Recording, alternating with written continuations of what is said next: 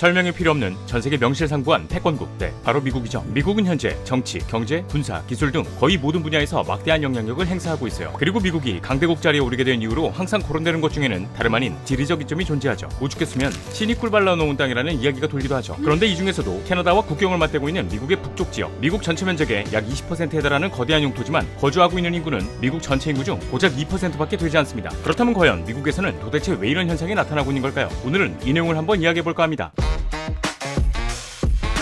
자, 오늘 저와 함께 살펴볼 지식 가이드는 미국 북부에 2%밖에 살지 않는 이유입니다.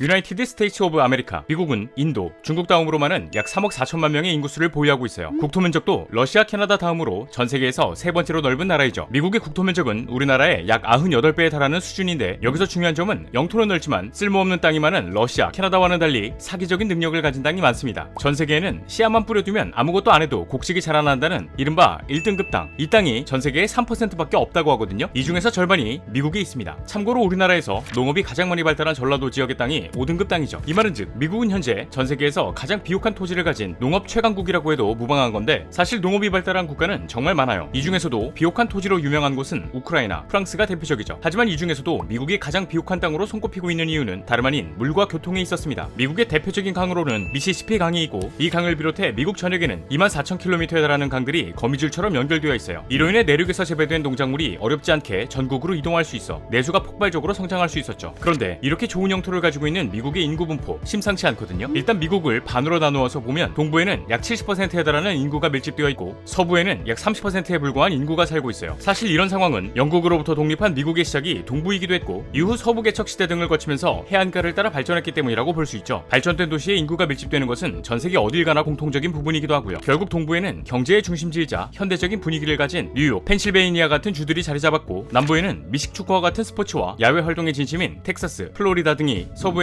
개방적이고 자유로운 분위기이자 미국에서 가장 부유한 주인 캘리포니아가 위치해 있지만, 여기 우리가 미국 하면 떠오르는 도시가 생각나지 않는 지역이 존재합니다. 바로 캐나다와 국경을 접하고 있는 북쪽의 땅이죠. 이곳은 현재 미국 국토 면적의 약 20%라는 거대한 땅이지만, 여기에 살고 있는 인구는 미국 전체 인구의 고작 2%밖에 되지 않아요. 일단 이 북부 지역에 있는 주들을 살펴보게 되면 와이오밍주, 몬태나주, 노스다코타주, 사우스다코타주 등이 있거든요. 뭐 미국에 특별한 연고지가 없다면 쉽게 떠오르지 않는 주들일 것 같은데, 이 지역의 특징이 대체로 넓게 펼쳐진 정원, 지평선까지 뻗어있는 고속도로, 가끔 보이는 들소 외에는 딱히 볼 것도 없는 데다가 마을조차 없을 정도로 비어있다고 합니다. 심지어 이곳의 인구 통계를 살펴보게 되면 미국에서 네 번째로 면적이 큰 주인 몬태나주에는 약 100만 명이 살고 있고, 10번째로 큰 면적을 가진 와이오밍주에는 약 58만 명밖에 안 살아요. 이 외에도 노스다코타주와 사우스다코타주 또한 각각 100만 명의 인구를 넘기지 않죠. 이 말은 즉 이 지역이 영토는 넓지만 사람이 많이 살지 않는 시골 느낌이라는 건데, 가끔 영화를 보다 보면 사람이 흔적조차 없는 곳에 도로만 하나 덩그러니 놓여있는 장면 보셨죠? 네, 이 지역이 그런 모습을 하고 있습니다. 그렇다면 도대체 왜 이 넓은 땅에 이런 상황이 벌어지고 있는 걸까요? 먼저 세계에는 길게 뻗어있는 산맥들이 많아요. 가장 대표적으로는 남아메리카의 안데스 산맥, 아프리카의 남단 산맥 등이 있는데, 미국에는 세계에서 세 번째로 긴 로키 산맥이 있습니다. 로키 산맥은 북아메리카에서 가장 길고 거대한 산맥으로, 캐나다의 브리티시 컬럼비아주에서 미국 남서부 뉴멕시코주까지 무려 약 4,800km가량 길게 뻗어 있거든요. 참고로 우리나라에서 가장 긴 산맥인 태백산맥이 500km 정도이고, 서울에서 부산까지의 거리를 400km라고 가정했을 때 왕복 6번을 왔다 갔다 해야 똑같은 거리가 나올 긴 산맥이에요. 아무래도 이렇게 길고 거대한 산맥이 미국을 관통하다 보니 미국 본토에도 많은 영향을 미치고 있는데요. 실제로 이 로키 산맥은 앞서 언급된 와이오밍주와 몬태나주 지역을 통과하고 있어요. 이로 인해 산맥을 지나는 지역 중에는 사람이 살기 힘들 정도로 눈으로 뒤덮인 고산지대가 있기도 하고, 또 어떤 곳은 정반대의 건조한 사막으로 이루어져 있는 지역이 존재하기도 하죠. 그리고 이런 현상이 나타나고 있는 이유는 바로 치누쿠 바람 때문입니다. 여기서 말씀드린 치누쿠 바람은 우리에게 흔히 알려진 롭세바람, 또 유럽에서는 팬 현상이라고도 하는데, 미국의 경우에는 서쪽에 위치한 태평양에서 습기를 잔뜩 머금고 불어온 바람이 로키 산맥에 가로막히게 되거든요. 이 영향으로 인해 강한 비구름이 형성되면서 로키 산맥 서쪽에 위치한 워싱턴주, 오리건주 일부 지역에선 상대적으로 연중 높은 강수량을 보이게 됩니다. 그러나 문제는 로키 산맥의 동쪽 지역이에요. 습기를 머금고 있던 바람이 정상을 넘어 동쪽으로 이동할 때는 수증기를 잃고 고온 건조해지는 현상이 발생하기 때문이죠. 만약 이 현상이 심해질 경우에는 가뭄을 일으키기도 하고 아예 사막이 만들어지기도 해요. 결국 로키 산맥의 동쪽에 있는 미국의 중북부 지역은 고온 건조한 기후로 인해 살기가 어려웠던 건데, 여기가 또 극단적인 온도 차이로 악명 높은 지역이기도 합니다. 실제로 사우스다코타주와 노스다코타주 이 두 지역은 미국에서 알래스카 다음으로 추운 지역에 손꼽히고 있어요. 이 지역이 유독 추운 이유는 국경을 맞대고 있는 캐나다의 강한 바람 때문이라고 하죠. 아무래도 토지 대부분이 평평하고 건조한 데다가 찬바람을 막아줄 건물이나 나무조차 거의 없어서 겨울철 이곳에 도착하면 그냥 칼바람의 나락에 오신 것을 환영합니다. 이런 느낌이에요. 그렇다면 이 지역에 살고 있는 사람들은 도대체 뭘 해먹고 살아가고 있는가 하면 바로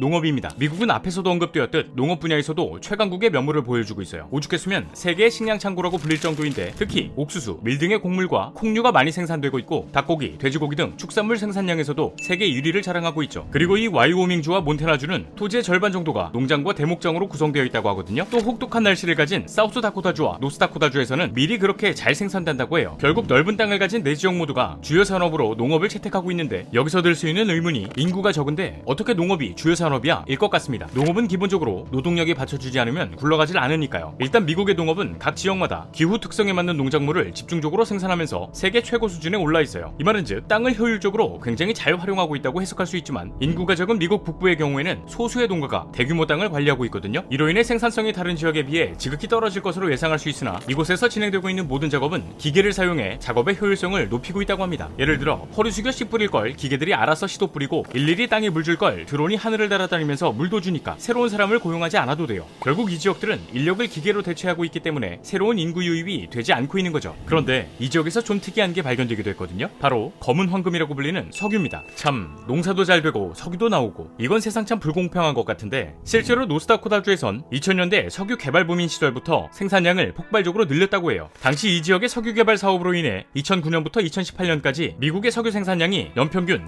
48.4%로 증가하면서 미국의 대표적인 석유 생산 지역으로 급부상하기도 했죠. 이 영향으로 당시 노스다코타주는 텍사스 다음가는 미국 제2의 석유 생산 지역으로 떠오르면서 석유 관련 일자리가 많아지기도 했고 미국 내에서도 인구는 증가하지만 실업률은 낮은 주로 손꼽히고 있었어요. 그러나 최근 석유와 천연가스를 얻을 수 있는 시추기의 가동률이 감소했고 이 지역에서 석유와 관련된 일자리도 점점 줄고 있다고 해요. 그리고 그 이유는 국제유가가 급속도로 떨어지기 시작했던 영향이 크다고 하죠. 한때 배럴당 120달러까지 올랐던 원유는 70달러 안팎까지 가격이 빠지기도 했었고 미국 휘발유 평균 가격도 갤런당 5달러를 돌파했었지만 2달러 수준까지 떨어지기도 했어요. 이런 상황은 경기가 둔화해 미국 석유업계가 고유가 지속에 대한 확신이 떨어진 계기가 되면서 석유를 생산하는 기업들이 차례대로 생산량을 줄이기 시작했죠. 여기에 석유 개발에 따른 심각한 환경 파괴 문제도 한몫하기도 했고 애초에 미국 내에서 석유를 뽑아내려면 각종 채굴 비용이 들어가잖아요. 온갖 환경 규제와 산업 규제뿐만이 아닌 토지 보상과 관련된 규제와 비용, 보상이 아닌 경우에는 임대 비용이나 매수 비용, 여기에 인건비, 장비, 운반 비용 등이 포함된다면 차라리 해외에서 사오는 게 더 싼 경우가 많다는 거예요. 물론 여기에는 복잡한 정치적인 문제도 끼어 있고요. 게다가 미국은 다른 지역에 석유 외에도 다양한 광물, 석탄, 천연가스 같이 풍부한 자원이 많죠. 이로 인해 미국 북부 지역에 석유를 뽑아 쓰지 않아도 텍사스에서 뽑아내는 석유와 더불어 대체할 수 있는 자원이 많은 데다가 이 지역을 제외해도 워낙 상태가 좋은 땅들이 많다 보니 일교차가 크고 산맥을 끼고 있는 이 땅이 그렇게 큰 매력으로 다가오지 않는 거예요. 결국 이곳에 거주하는 사람들은 늘어나지도 줄어들지도 않은 상황을 보이고 있다고 하는데 참 이런 상황을 보면 미국과 하나를 바꾸라고 할 때 경제나 군사도 아닌 땅을 선택한다는 말이 괜히 나온 게 아닌 것 같네요. 자, 오늘의 영상은 여기까지입니다. 다음에 또 다른 안내서로 찾아뵙도록 하겠습니다. 지금까지 지식가이드였습니다. 감사합니다.